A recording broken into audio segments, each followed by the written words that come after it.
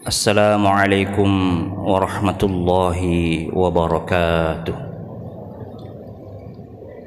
Innal hamdalillah nahmaduhu wa nasta'inuhu wa nastaghfiruhu wa natubu ilaihi wa na'udzu billahi min syururi anfusina wa min sayyiati a'malina. Man yahdihillahu fala mudilla lahu wa may yudlil fala hadiyalah. Asyhadu an la ilaha illallah wahdah la syarikalah wa asyhadu anna Muhammadan abduhu wa rasuluhu la nabiyya wa la rasula ba'dah. Ya ayyuhalladzina amanu ittaqullaha haqqa tuqatih wa la tamutunna illa wa antum muslimun. Jamaah salat subuh Masjid Syuhada, para tamu, para undangan Allah, mudah-mudahan Allah Subhanahu wa taala senantiasa melimpahkan kasih sayangnya, petunjuk dan bimbingannya kepada kita semua di dalam mengarungi kehidupan dunia yang fana ini. Segala puji bagi Allah. Di hari yang ke-22 Ramadan 1422 Hijriah ini kita masih dikaruniai oleh Allah banyak sekali nikmat,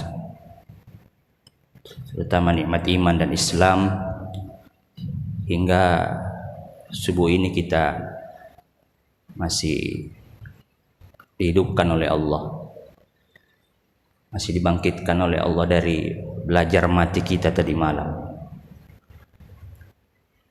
sehingga kita masih bisa melaksanakan ibadah. Dan mudah-mudahan tidak hanya melaksanakan tapi juga menikmati, merasakan nikmatnya ibadah, khususnya di 10 hari terakhir Ramadan ini, di mana Nabi kita memang telah meneladankan kepada kita bahwa beliau semakin mengencangkan ikat pinggang. Maknanya beliau semakin meningkatkan takarrubnya kepada Allah menjelang 10 akhir Ramadan. Semoga kita sebagai umatnya juga meneladani beliau. Jadi bukan semakin kendor, tapi karena kata anak-anak muda milenial sekarang gaspul. Saya yakin jamaah sekalian sudah banyak yang tahu amalan-amalan apa saja yang bisa memungkinkan kita membuka peluang bagi kita untuk bisa meraih Lailatul Qadar. Ya, di antaranya bagi bapak-bapak sangat dianjurkan untuk itikaf, walaupun tidak sama dengan itikafnya Rasulullah dan para sahabat. Ya, minimal kalau bangun tengah malam bisa datang ke masjid yang terdekat. Apa yang dilakukan, saya mungkin tidak perlu panjang lebar, ya berzikir, berdoa, tilawatil Quran, bukan ngobrol Pak ya. Kadang-kadang kita lihat kalau di masjid itu ngobrol sampai setengah jam lewat, padahal kalau setengah jam itu baca Quran bisa dapat 1 juz. Syukur-syukur kalau bisa mentadaburi kandungannya, subhanallah. Itu diantaranya.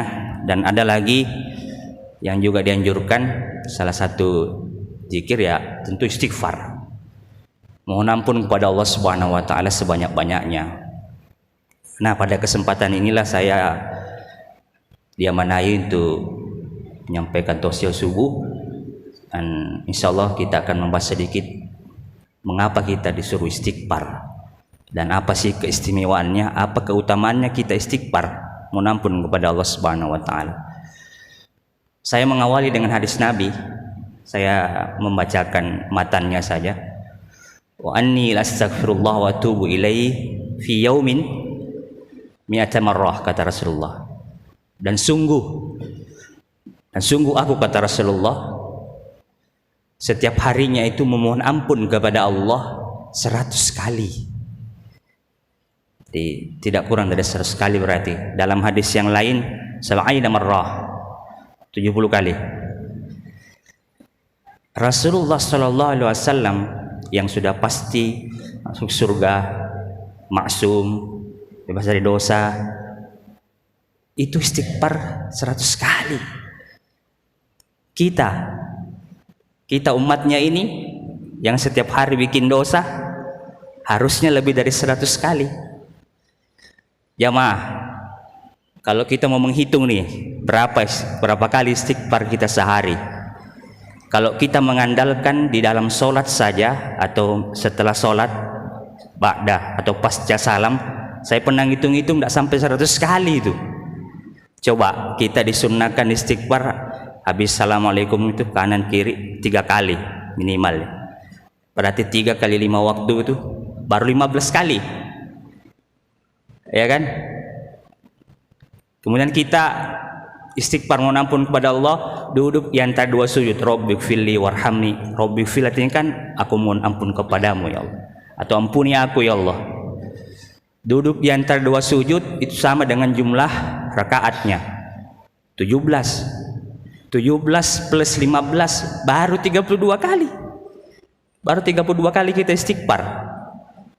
Berarti tidak cukup kalau hanya dalam sholat dan setelah sholat.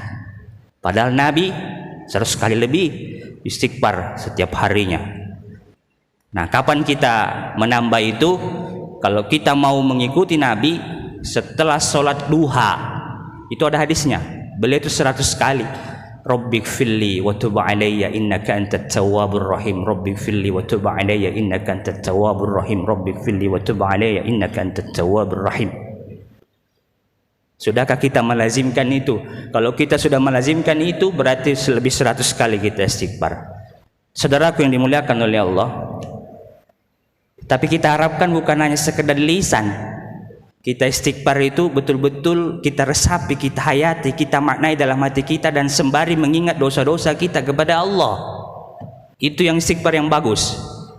Jadi bukan hanya di mulut jemaah sekalian, sampai ke hati kita. Ingat dosa-dosa kita kepada Allah.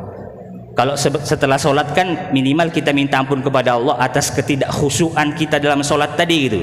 Minimal itu kesalahan kita. Ya Allah, ampuni aku tadi ya Allah, aku masih mengingat dunia ya Allah ketika sholat. Ampuni aku ya Allah, sholatku tadi belum khusyuk ya Allah. Nah, minimal itu kita disuruh istighfar habis sholat. Nah, kalau di luar itu silakan. Mungkin kita ingat dosa kita kepada istri kita, yang istri dosanya kepada suami kurang melayani dengan baik ketika sahur misalnya, atau dosa kita kepada anak-anak kita yang belum membimbing mendidik agamanya dengan baik dan seterusnya, atau dosa-dosa kita kepada teman-teman, saudara kita, tetangga kita. Nah, itu sampai istighfar pada Allah Subhanahu wa taala. Nah, jemaah sekalian, tidak mungkin Rasulullah bahkan Nabi bersumpah dengan Allah gitu ya, kalau tidak penting itu istighfar itu. Sangat penting sekali.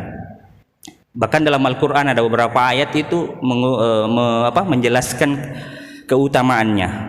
Nah, keutamaannya diantaranya satu, nanti bisa dilihat dalam surah An-Nisa ayat 110. A'udzubillahi minasyaitonirrajim. Wa may ya'mal su'an aw yadhlim nafsahu thumma yastaghfirillah yajidillah ghafurur rahima.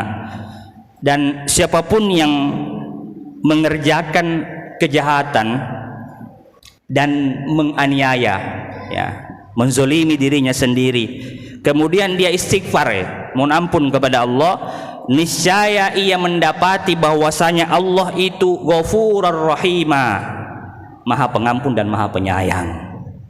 Nah, ini ayat ini nggak perlu penjelasan atau tafsir yang panjang lebar jemaah sekalian. Di sini jelas sekali, ketika seseorang selesai berbuat jahat, berbuat buruk gitu ya, dan dia sadar, insaf akan keburukannya, dosa yang dia lakukan, ya, dan dia tahu kalau dia baru selesai berbuat dosa, langsung dia istighfar, mohon ampun kepada Allah, menyesali perbuatan dosanya, berjanji untuk tidak mengulanginya. bahkan menutupi, mengganti keburukannya dengan perbuatan yang baik. Apa kata Allah? Yazidillah, engkau dapati Allah Maha Pengampun, Maha Penyayang. Karena ada bang, sebanyak apapun dosa kita, seluas lautan samudra dosa kita, kalau kita segera mendatangi Allah, mohon ampun kepada Allah, pemurahnya Allah lebih luas daripada pemarahnya gitu. Kasih sayang Allah jauh lebih besar, hadirin mulai Allah Subhanahu wa taala. Dan ini ditegaskan dalam ayat yang lain. Bahkan Allah memanggil kita dengan panggilan kasih sayang, memanggil hambanya, qul ya ibadiyalladzina asrafu ala anfusihim la taqnatu min rahmatillah innallaha yaghfirudz dzunuba jami'a innahu huwal ghafurur rahim. Katakanlah, wahai hambaku yang melampaui batas terhadap dirinya sendiri, la taqnatu min rahmatillah, jangan engkau putus asa dari rahmat Allah Subhanahu wa taala. Artinya kita tidak perlu putus asa kalau kita banyak berbuat dosa, yang penting mau sadar dan insaf gitu ya. Sesungguhnya Allah mengampuni dosa-dosa semuanya, sesungguhnya Allah Maha Pengampun lagi Maha Penyayang. Masya Allah hadirin, Allah memanggil kita, Allah memanggil hambanya yang melampaui batas dan berbuat dosa, berbuat zalim itu agar segera menuju kepada Allah, karena Allah Maha Pengampun dan Maha Penyayang. Itu yang pertama. Jadi kita istighfar itu sebab diampuninya dosa kita gitu ya, akan menjadi dosanya diampuni kita. Yang kedua, kalau kita banyak istighfar itu akan meluaskan rezeki kita, bisa mensejahterakan kita, bisa mensejahterakan sebuah komunitas, mensejahterakan sebuah kaum. Hal ini dijanjikan oleh Allah dalam surah Nuh ayat 10 sampai 12. Faqul tastaghfiru rabbakum innahu kana ghaffara yursilis samaa'a 'alaikum midrara wa yumdidukum bi amwalin wa banin wa yaj'al lakum jannat wa yaj'al lakum anhara. Lihat ayat ini. Dengarkan ayat ini hadirin. Ada berapa janji Allah kalau kita banyak istighfar? Maka saya berkata kepada mereka, ini perkataan Nabi Nuh kepada kaumnya, istighfarlah, mohon ampunlah kamu kepada Tuhan, karena sesungguhnya Dia Allah Maha Pengampun. Niscaya Dia Allah gitu ya, akan menurunkan hujan yang lebat, akan menurunkan hujan yang lebat dari atas kalian, kemudian melipat gandakan harta dan anak-anak kalian, kemudian apalagi menjadikan jannat, di sini diartikan kebun-kebun ini, menjadikan kebun-kebun, anhar dan sungai-sungai atas kalian. Minimal ada 3 atau 4 di sini yang akan kita raih, dan itu simbol kesejahteraan. Yang pertama, kalau kita banyak istighfar, Allah akan turunkan langit, hujan yang lebat, yang deras. Bukan hujan yang bawa bencana, bukan, tapi hujan yang betul-betul bisa menyuburkan tanaman-tanaman yang ada di muka bumi ini. Itu pertama janji Allah. Yang kedua apalagi? Akan menambah jumlah. Allah sebutkan di sini nyata gitu, harta, mal dan banin, anak. Ini pula yang menyebabkan seorang ulama ketika ditanya oleh umatnya atau pada waktu itu yang sudah lama tidak dikaruniai anak, sedikit singkat sekali, kalau nggak salah itu Hasan Al-Basri, ditanya apa, kata beliau, istighfar, perbanyak istighfar. Subhanallah, setelah orang tadi sekian puluh tahun tidak dikaruniai anak, banyak-banyak istighfar, suami istri istighfar, sebelum berhubungan istighfar gitu, ternyata dikasih anak oleh Allah Subhanahu wa taala. Bahkan ada satu lagi cerita, mohon maaf saya agak panjang sedikit. Ini ceritanya Imam Ahmad bin Hanbal. Beliau waktu pada malam hari dia tiba-tiba berangkat ke Basra, ke Irak. Dia sholat di suatu tempat di masjid maghrib, kemudian dia kecapean mau tidur di masjid, tapi marbot masjid tidak membolehkannya. Ya, bahasa kasarnya diusir Imam Ahmad bin Hanbal ini. Tapi subhanallah, ketika itu rupanya ada tukang roti yang memperhatikan gitu. Diajaklah Imam Ahmad bin Hanbal untuk menginap di rumah tukang roti tadi. Singkat cerita, Imam Hambali menginap di tempat tukang roti itu. Tapi setiap dia mau mengadon rotinya, sang pembuat roti selalu mengucapkan istighfar, istighfar, astagfirullah. Banyak sekali mendengarkan kata-kata istighfar dari mulut si tukang roti gitu. Nah, maka dia penasaran dan kemudian bertanya, saya perhatikan engkau selalu istighfar itu dalam mengadon dan pokoknya setiap apa yang melakukan istighfar, banyak istighfar pada Allah Subhanahu wa taala. Kamu tahu enggak, kata Imam Hambali, apa hasil dari istighfarmu selama ini? Dia tahu rupanya. Dia tahu dan paham mengapa dia harus istighfar gitu ya. Cuma satu saja yang belum aku dapatkan. Ada satu doaku, kata petukang roti ini, yang belum saya dapatkan. Saya itu kepengen sekali bertemu dengan Imam Ahmad gitu. Dia tidak tahu kalau yang dipanggilnya menginap ini Muhammad. Maka apa kata Imam Ahmad? Istighfarmu itulah yang mempertemukan engkau dengan Imam Ahmad. Wih, kaget si tukang roti. Yang di depanmu inilah yang selama ini kamu rindukan. Langsung dia peluk. Subhanallah, langsung dikabulkan oleh Allah Subhanahu wa taala. Walaupun lama dia tunggu gitu ya. Lama. Nah, ini contoh. Ketika kita banyak-banyak istighfar, maka apa yang kita minta kepada Allah Subhanahu wa taala akan dikabulkan Allah Subhanahu wa taala. Lanjut jamaah sekalian, Allah akan mengadakan kebun-kebun surga ya di dunia ini, dan Allah akan memberikan sungai-sungai. Nah, itu juga simbol kesejahteraan. Yang ketiga, ternyata kalau kita banyak istighfar itu bisa menghalangi, bisa menghindari kita dari musibah, dari siksa yang ada di dunia ini. Ini janji Allah juga dalam Al-Quran surah Al-Anfal ayat 33. Wa ma kana Allah mu'adzibahum wa hum yastaghfirun. Dan Allah tidak akan menyiksa mereka selama mereka dalam keadaan memohon ampun kepada Allah Subhanahu wa taala. Jadi ternyata kalau istighfar itu tentu istighfar yang didasari dengan penuh kesadaran ya, bukan hanya di lisan, itu bisa menghalangi adanya bencana, musibah dan sebagainya. Dan mohon maaf, bisa jadi kalau ada bencana, musibah terjadi di suatu tempat, kemungkinan besar itu orang-orang yang ada di tempat itu sedikit sekali istighfarnya, atau bahkan mungkin tidak mau mengampun kepada Allah Subhanahu wa taala atas dosa-dosa yang dilakukannya, sehingga Allah mengirimkan bencana itu. Yang keempat, ternyata juga memperbanyak istighfar itu bisa mendatangkan rahmat Allah Subhanahu wa taala. Laula tastaghfirunallah la'allakum turhamun. Surah An-Naml ayat 46. Hendaklah kalian memohon ampun kepada Allah agar kalian dirahmati oleh Allah Subhanahu wa taala. Rahmat itu luas sekali pengertian jamaah sekalian.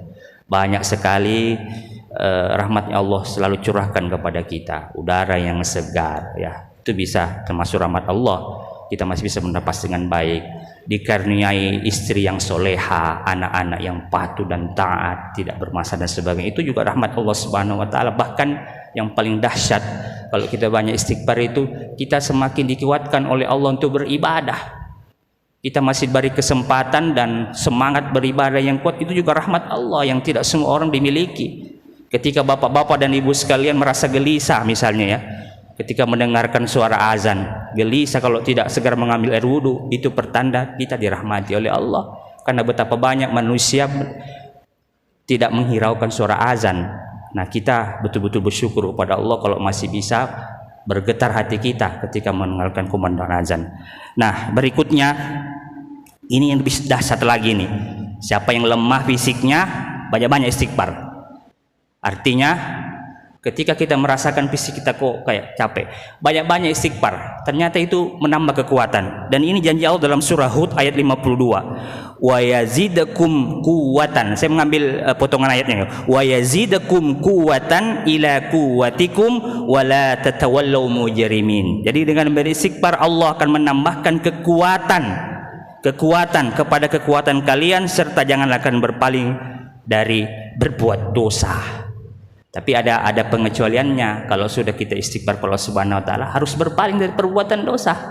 Karena memang sejatinya kalau kita berbuat dosa itu bikin lemah fisik itu. Bikin lemah fisik, bikin malas ibadah. Semakin banyak kita berbuat dosa, pasti kita jauh dari Allah. Susah kita itu bangun tengah malamnya kalau banyak dosa. Dan itu pernah dialami oleh Imam Syafi'i. Imam Al-Ghazali juga pernah hanya menyaksikan pemandangan yang dilarang oleh Allah sebentar saja, hilang hafalan. Susah bangun tengah malamnya, Masya Allah. Apalagi kalau kita banyak berbuat dosa, semakin berat kita beribadah kepada Allah Subhanahu wa taala. Yang terakhir, keutamaan istighfar. Nah, ini yang kita tunggu-tunggu. Kita akan mendapatkan kebahagiaan pada saat pada hari kita bertemu dengan Allah Subhanahu wa taala di akhirat. Ini saya ambil dari hadis Nabi riwayat At-Tabarani, "Man ahabba an tasurrahu sahifatuhu falyuksir fiha minal istighfar." Siapapun yang ingin bahagia dengan catatan amalnya pada hari kiamat nanti, hendaklah dia memperbanyak istighfar. Subhanallah, siapa sih yang tidak mau masuk surga? Semua kita punya cita-cita tertinggi, ingin masuk, ingin kaki kita, keluarga kita, semua orang-orang yang kita cintai bersama di surga. Salah satu pintunya gampang hadirin. Ini janji Allah dan Rasulnya, tinggal kita mau atau tidak mengamalkannya. Banyak sekali jalan jembatan menuju kita surga. Salah satunya istighfar. Hanya dengan istighfar kepada Allah setiap hari, jangan kurang dari 100 kali. Insya Allah banyak keutamaan yang kita dapatkan, bukan hanya di dunia ini tapi juga nanti di surga Allah Subhanahu wa taala. Salah hilap mohon dimaafkan. Terima kasih atas segala perhatiannya. Mudah-mudahan Allah Subhanahu wa taala menerima segala ibadah kita, menerima salat kita, menerima puasa kita, tarawih kita, bacaan Quran kita, dan seluruh amal ibadah kita. Amin ya rabbal alamin. Subhanakallahumma bihamdik, asyhadu an la ilaha illa anta astaghfiruka wa atubu ilaik. Assalamualaikum warahmatullahi wabarakatuh.